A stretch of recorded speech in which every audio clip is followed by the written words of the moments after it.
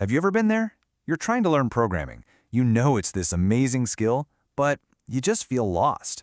The first steps are so confusing, so frustrating. Well, let's get into it, because it turns out there might be a really good reason why so many of us struggle with this.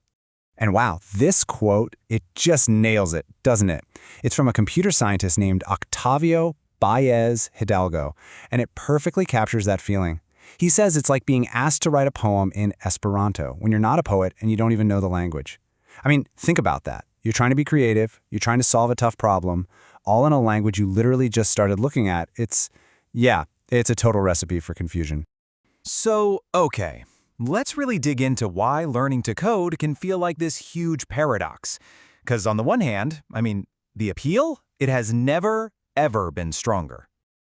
Just look around. The opportunities are absolutely everywhere. We're talking about building the AI that is literally changing our world, creating the apps on your phone, making sure our digital lives are safe and secure. Programming is the engine behind pretty much everything now. So of course, tons of us want in on that. But then, bam, we hit that wall. And this right here, this is the heart of the problem. Most courses, they just toss you right into the deep end. They're asking you to learn how to think in this super abstract, logical way and learn the picky, strict rules of a brand new language at the exact same time. It really is like trying to write a novel while you're still learning the alphabet. It's too much at once. So, if that's the problem, what's the solution? Is there another way? Well, the source material for this whole explainer suggests a really fascinating alternative. It says we should focus first on developing something called the programmer's mind. And this is the big idea. It's not about memorizing a bunch of commands in Python or Java. Forget that for a second. It's all about building a whole new mental framework, a kind of structured way of thinking that you build up over time with orderly, deliberate practice. And here's why that's so crucial. Once you have this mindset, this programmer's mind, then any programming language, whether it's Python or JavaScript or something that hasn't even been invented yet, it just becomes another tool in your toolbox. You can suddenly adapt to new technologies, to whatever the market throws at you, because your fundamental way of thinking is solid. You've truly learned to think like a programmer. But wait, it gets even more interesting. This way of thinking is not just cold, hard logic.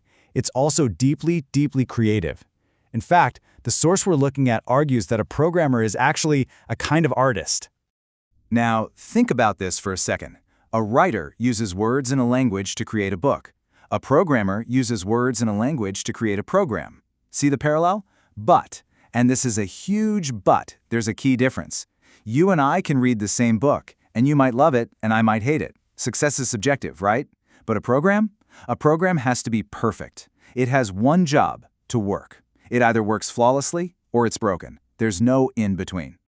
There's this classic old joke, kind of an urban legend, that really drives this home. About how if car companies built cars the way some software is built, well, nobody could drive them. The stakes in programming are just unbelievably high. A single misplaced semicolon, just one tiny character, can literally bring a billion-dollar system grinding to a halt. That demand for perfection? It's absolute. But when it does work, man, it's like actual magic.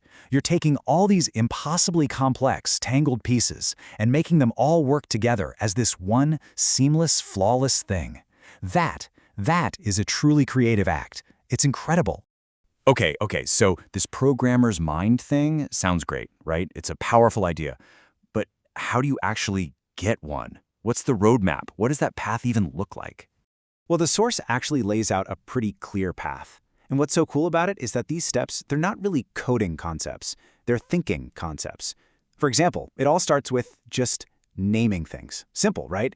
But it means thinking hard about what to call a variable or a file so that it's instantly obvious what it is, not just to someone else, but to you 6 months from now when you've forgotten everything.